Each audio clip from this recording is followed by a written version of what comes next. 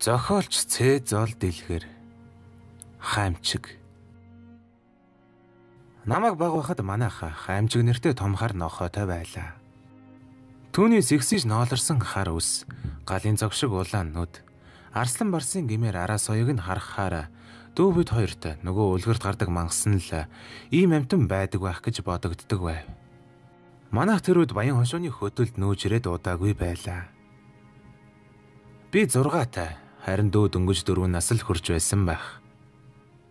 Гэрээс нэлээд зайдуу их зах дээр аав ээж хоёр 8 хийж шүнэл ирдэг. Дүү бид хоёрыг гэрт харах хүн байхгүй болохоор өдөржингөө хоёулахнаа тоглож унжина. Тэгээд л аав хүн амтан хашаандаа ойртуулахгүй гэж танилынхаа тэжээдэг Хаймчиг нэртэй банхар нохойг нь авсан юм билээ. Банхар эзэндээ их үнэнч нохой. Өөрийг нь нас биетэн хүртэл тэжээсэн эзнээсээ салаад танихгүй айл мэдэхгүй хүмүүстээр ирээд эхэндээ дасаж өгөхгүй нилээд зовоосон гэсэн. Гэхдээ л ээж аав хоёр маань Хаймчигд их сайн хандаж хоолунд өгч өөрийг нь их хайрлаж байсан болохоор удалгүй тэр хоёрт маань дасаж манай гэр бүлийн нэг гишүүн болсон даа. Хаймчиг хашаанаасаа юр гарахгүй гэрийн үүдэнд хаалга таглаад хэвчэгдэг нохой байлаа. Хэвчгсэн байхад нь аав ээж хоёр л хаалга онгойлгож дийлнү гэхээс дүү бид хоёр хүч хавсраад ч түлхэж дийлэхгүй. Манайхнаас аавд илүү доотно. Заримдаа тэр холоос алхаж байхад нь аль хэдийн олоод харчихсан өөдөөс нь тосож ирэхлээр сүйд болно. Аав харин үүнд нь их баярлаж манай Хаймчиг шиг сайн нохой дахиж заяахгүй дээ гэдэл толгойг нь хэлнэ. Харин би намайг тоож ноолуулдаггүй энэ муу хар нохойнд үнэн голоосоо дургүй байлаа. Оронд нь жижигхэн хөөрхөн гүлгтэй болох юм мөрөөсөл. Ямар сандал хажуу айлын нусгай баадатай шар жингэрийнх нь эргүүлгийг авахаар аавын ирээнээс авчирсан 12-гийн будгийн харандаагаар тохирсон байх. Тэгээд яг авахын даваан дээр л Хаймчиг манайд ирж ээж аав хоёр гүлэг тижих зөвшөөрлөө буцааснаар миний нөгөө гүлэгтэй болох маань өнгөрсөн дөө. Тэрнээс хойш би өглөө болгон бурхан залбирч намайг гүлэгтэй болгож өгөөч гэж гуйдаг болсон юм. Удалгүй намарч болж би сургуульдаа орлоо. Манайхаа сургууль хүртэл нэг буудлын зайтай.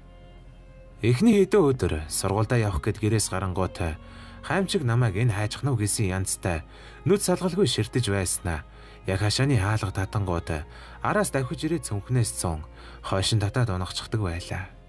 Намайг гадуур тэнэх гэж байна гэж бодоод учрыг нь ойлгохгүй тэгж чирж унахдаг байсан хэрэг. Тэгээд л би гэдэг хүн хамаг хувцсан шороотой холилдсон халтайсан амтан өдөр бүр сургууль дээрээ очино. Заримдаа ангийнхан шоолж инээлтгэт нь тэсэлгүй ойлж дотроо Хаймчигт гомдон түүнийг үнэн голоосоо үзэн ядаж манайхаас яваад өгөөсэй гэж улам их хүсдэг болсон юм. Харин удаачгүй энэ хүсэл минь бэйсэн юм да. Шинэ жилийн өмнөхөн байлаа. Хичээлээ тараад ангийнхаа 2 хүүхэдтэй уулан дээр чаргаар уулгаж тоглоод цаг олдсныг анзаарсангүй. Нэг мэдхнээл гадаа тас харанхуй болж би тарихаар доош буу. Уулнаас уруудах тулсам хүүтний ирж улам чангарч хазар нүрлүү жавар үлэн хорсгоод чаргач ирчихсэн байгааг хэлэхүү 2 гар хайрч байлаа. Тэгээд арай л осгочлгүй нэг бөвийсэн амтан гэртээ ортол ээжийн санаан зовоод уйлчихсан аав намайг гадуур хайхаар гарсан байв. Нилээн орой аав гэрт ирж миний нуруунд дээр ганц сайн нударч аваад тэр шөнө их урт өнгөрч билээ. Өглөө нь хавдсан нүдээ арайч юу нээж гэрээс гартал Хаймчиг хашаанд байсангүй. Орой ээж хоёрыг ирэхэд бас харагдаагүй гин. Хашаанаас гардаггүй нохоо хайччихдаг байна гэд ээж хоёр дахиад санаагаа зовоолоо. Харин Хаймчиг байхгүй байгааг мэдээд миний авдсан 2 нүд бүлтэрхэн холгүй том болоод ирлээ. Ашгүй Хаймчиг манахаас явчихаж одоо сургууль руугаа шороотой хувцастай явахгүй.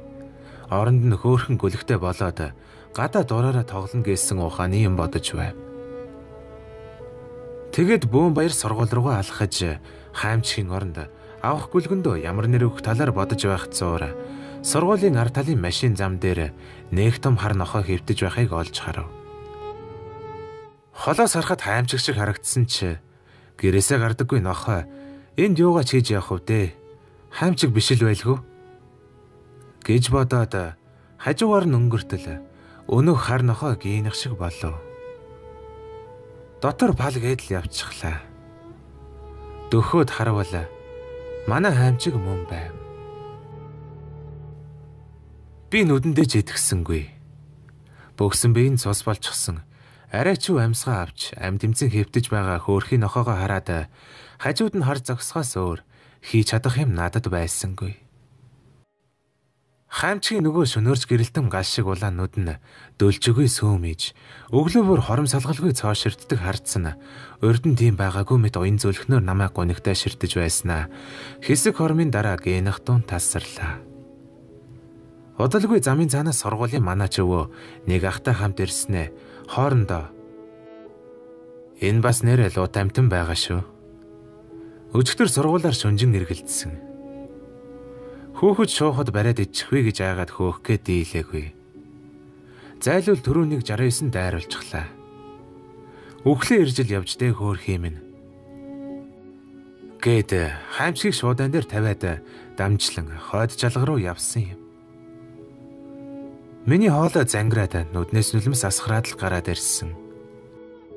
Хаамчиг намайг өчигдөр сургуулаасаа ирэлгүй оройтж байгааг мэдээд хашаанаасаа ч гардаггүй хэрнээ энэ хүртэл хайж ирсэн байхад нь би хаамчиг алга болоход нь манахаас явчихлаа гэж баярлаж байснаа бодохоор өөртөө гомдож тэр өдрөөс хойш хаамчиг шиг нохойтой дахиад болох юмсан гэж Бурханаас чин зүрхнээсээ хүсдэг болж билээ.